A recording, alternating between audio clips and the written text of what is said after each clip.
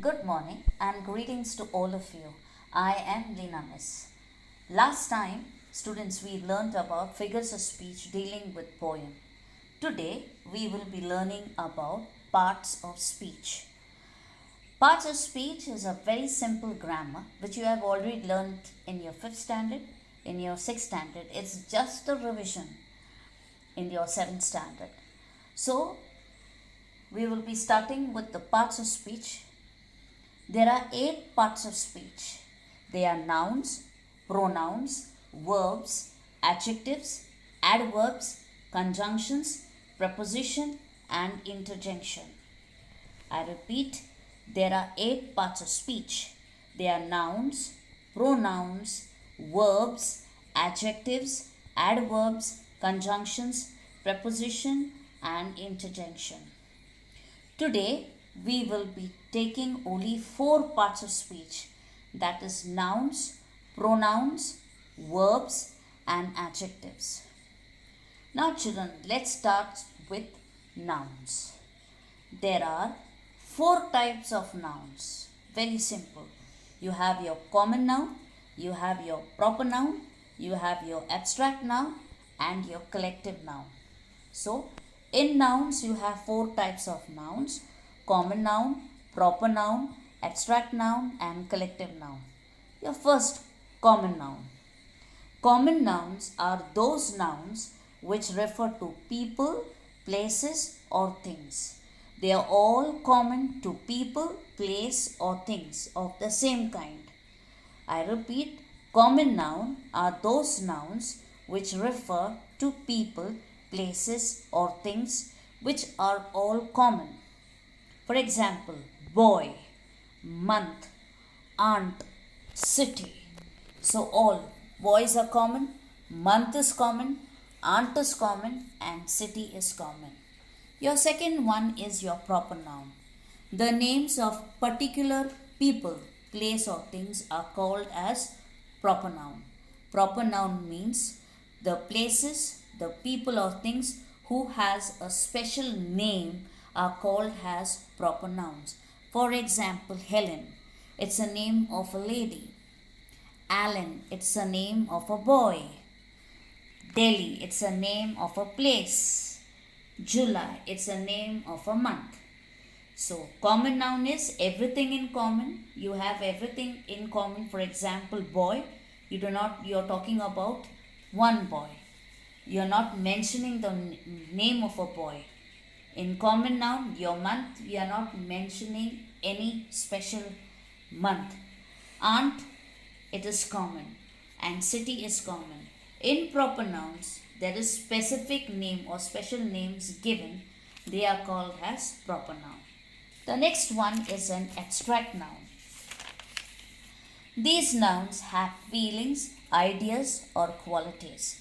They cannot be touched or they cannot be seen. For example, courage, kindness, joy, brightness, beauty, and friendship. I repeat, your examples are courage, kindness, joy, brightness, beauty, friendship, etc. Now your fourth one, collective nouns. These are the names of group of people, animals, or things. For example, crowd, army, flock, bunch, etc. Collective nouns are a name of group of people, person, or things. For example, you have a pride of lions. So pride becomes a collective noun. A class of students. Class becomes a collective noun. A pile of books. Pile becomes a collective noun. A band of musicians. A group of musicians or a band of musicians. They are called as collective noun. Now identify the nouns from the given sentences.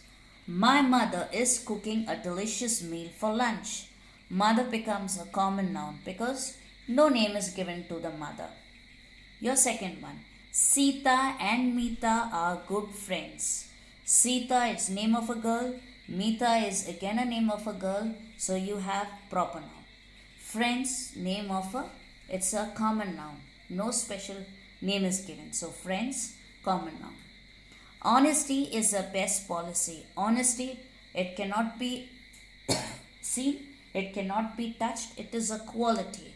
So it is, honesty is an abstract noun. Your fourth one, I went to Delhi last year.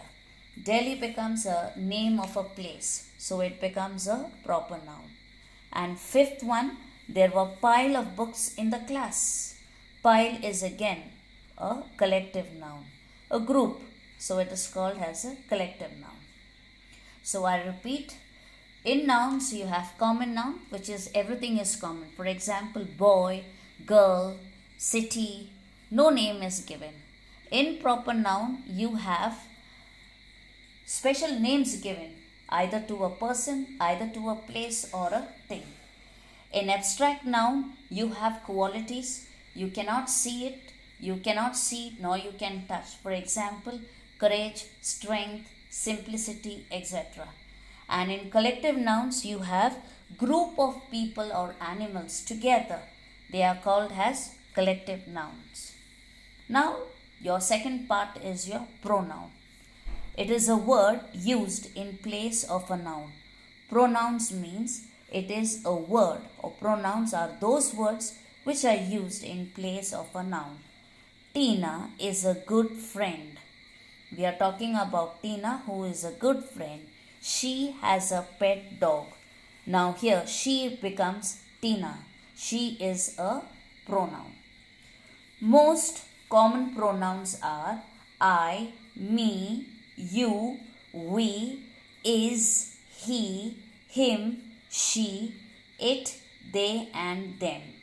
The most common pronouns are I, me, you, we, is, he, him, she, it, they and them.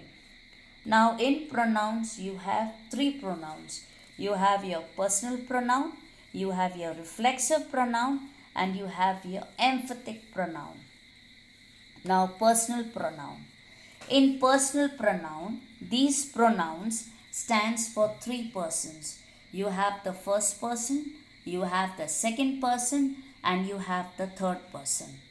First person, it represents the person speaking.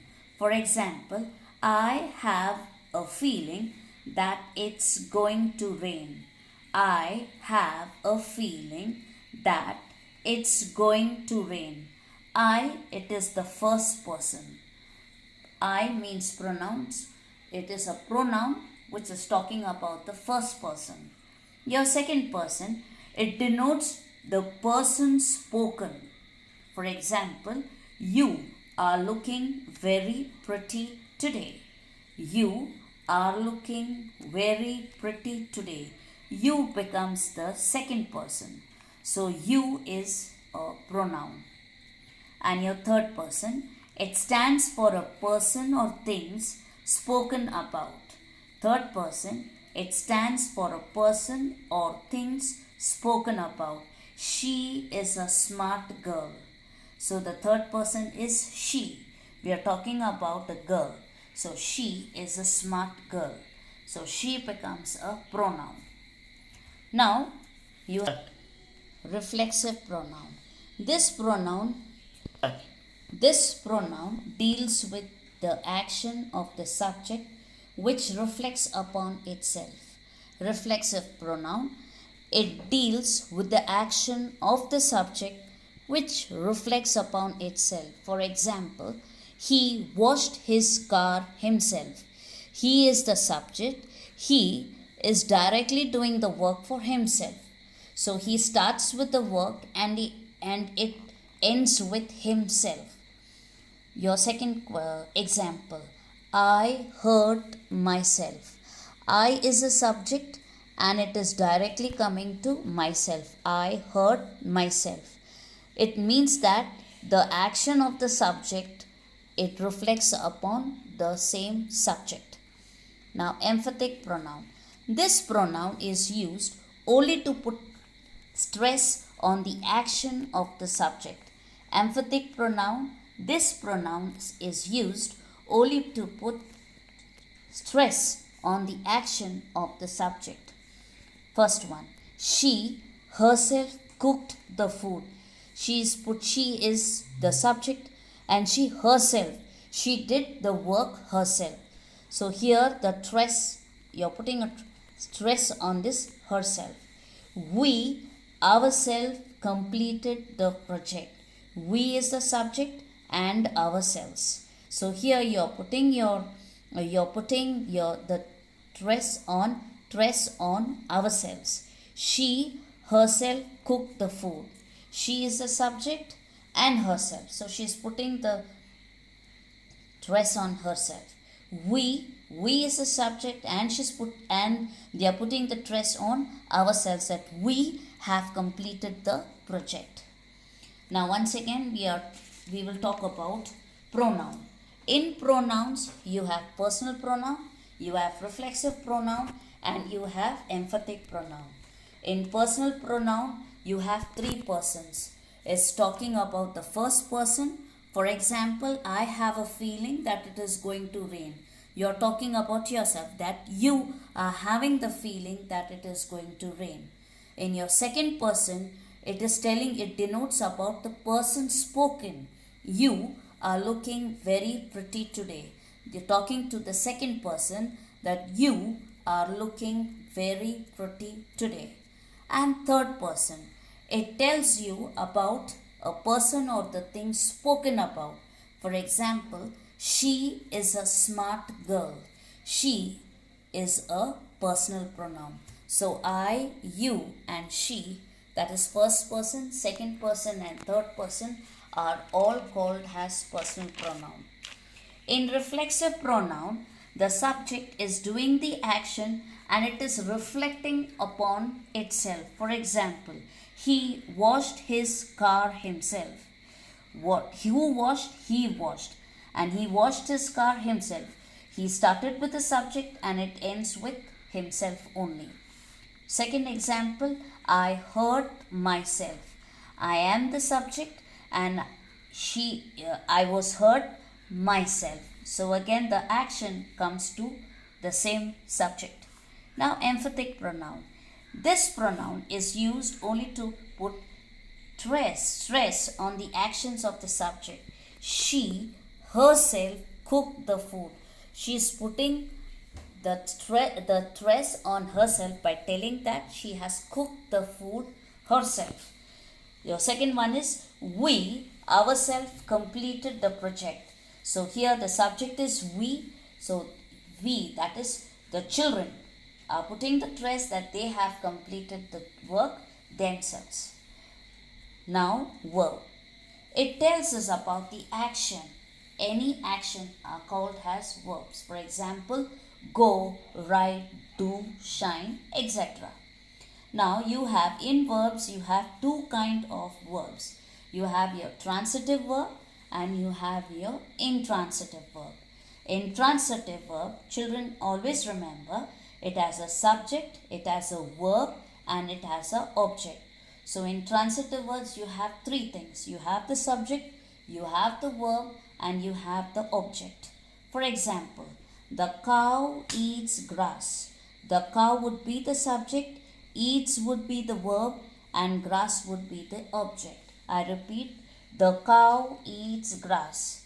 The cow is your subject, eats is your verb, and grass is your object.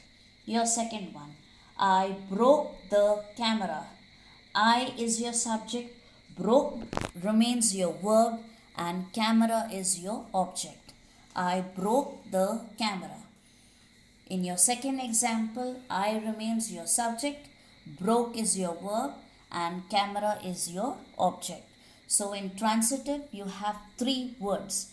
That is your subject, your verb, and your object. In transitive verbs, it has only subject and only a verb.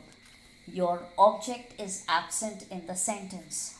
In intransitive verbs, you are having only a subject and the verb, whereas the object is absent in the sentence.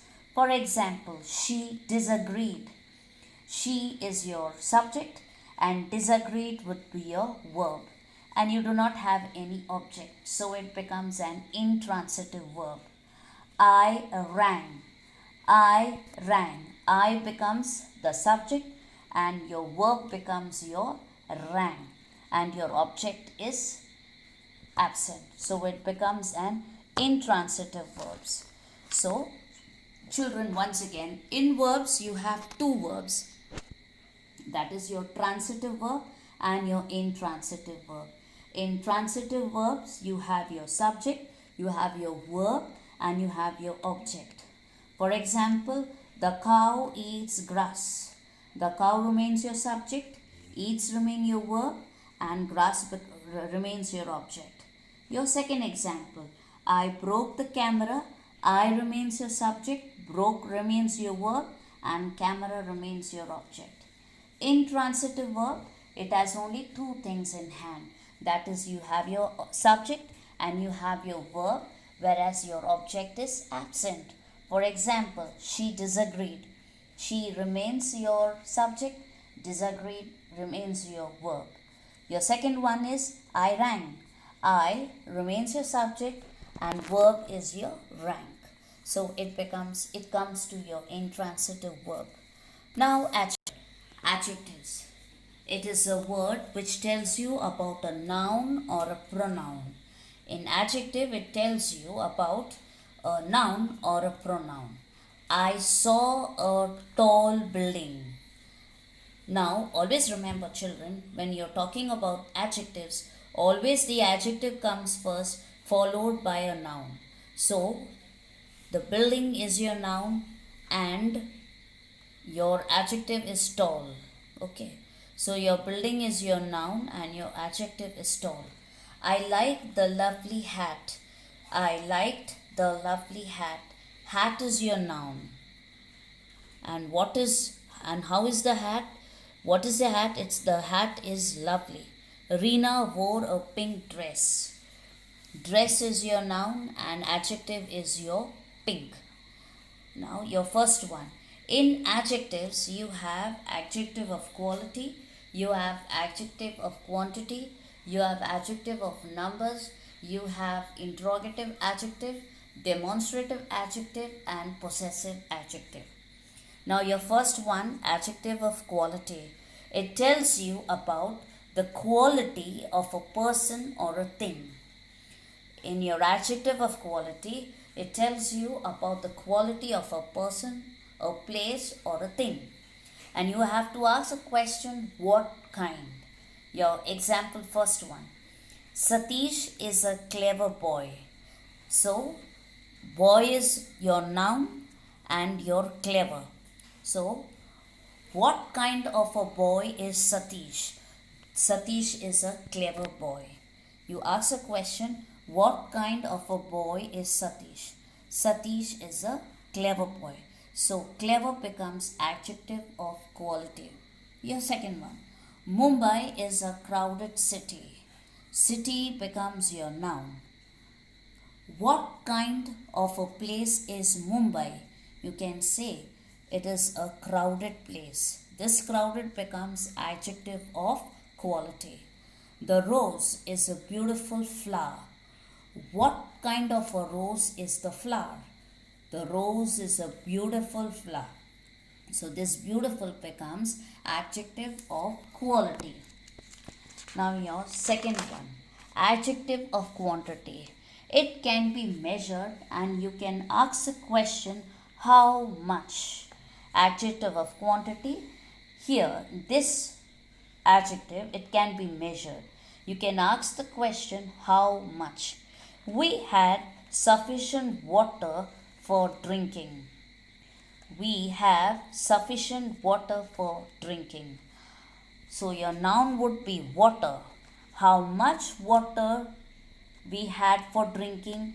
We had sufficient water. Sufficient means enough water. Now, she ate the half cake piece. How much cake piece she had? She had half piece of cake. So your half becomes adjective of quantity. They had enough food for breakfast. Food is your noun. How much food they had for their breakfast? They had enough food for their breakfast. So enough becomes adjective of quantity. Now your third one, adjective of numbers. It tells you something about the numbers. It asks you the question of how many. Example, I drink 10 glasses of water daily. So your glasses would be your noun and your how many glasses of water do you drink daily? I have 10 glasses of water daily. So this 10 becomes adjective of numbers. We have 56 students in the class. Students becomes your noun and how many students are there in the class? We can tell we have 56 students in the class. So 56 becomes adjective of number. Your third one. Most boys like to play cricket. How many boys like to play cricket? Most boys like to play cricket. And boys are noun and most would be adjective of numbers. Now interrogative adjective, it is very easy. It only asks you the question. Whose book is that? Remember children, you have your book over here which is your noun and you have your interrogative adjective which is your whose. It is asking you the question whose. Which road did you take? Road again becomes your noun and your question is your which is your interrogative question. Your third one. What time is it now? Time is your noun and what remains your interrogative adjective.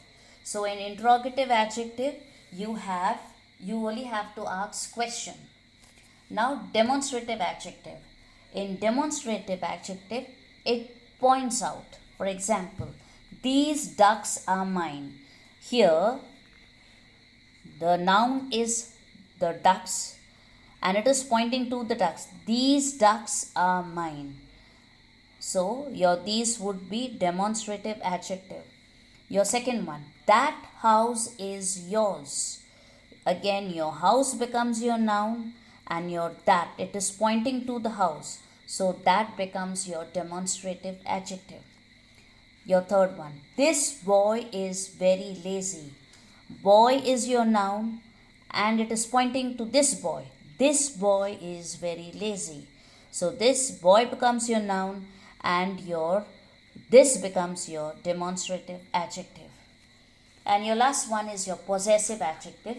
It shows about the possessiveness. These are my books. Again children, books is your noun and my is your possessive adjective. It's talking about yourself. Your second one, that is her school. School again is a noun and here it is talking about her.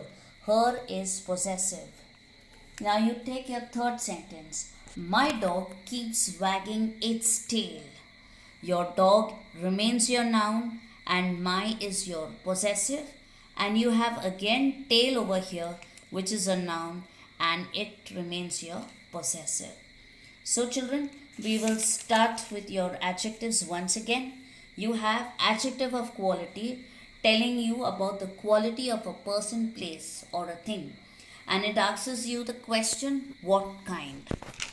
Then you have adjective of quantity where it can be measured where you are asking about your question how much. Your third one is adjective of numbers where you tell something about the numbers in the sentences and you ask a question about how many. Then is your interrogative adjective where you are asking a question. Demonstrative adjective where you are pointing out to the object or to the person.